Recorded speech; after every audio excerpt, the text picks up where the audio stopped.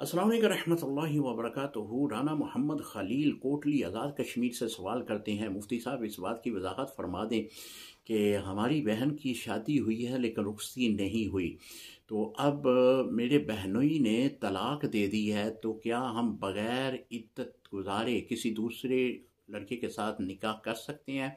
जी, अगर बिल्कुल रुखसती नहीं हुई और ना ही इन दोनों के दरमियान खलवत सहिया पाई गई है, तो फिर तो आप बग़ैर इद्दत के ही निकाह कर सकते हैं।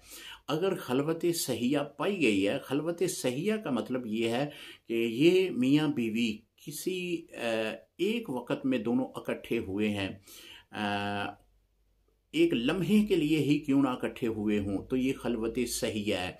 खलवत सहिया पाई गई है तो इस सूरत में इद्दत होगी। अगर खलवत सहिया नहीं पाई गई, लड़की आपकी बहन जो है आपकी, वो आपके वालिदैन के पास रही है, खामद जो है वो अपने घर में रहा है और दोनों का किसी तरीके में भी किसी जगह में भी एक दूसरे के साथ मेलजोल नहीं हुआ, तो इस सूरत में इद्दत नहीं है।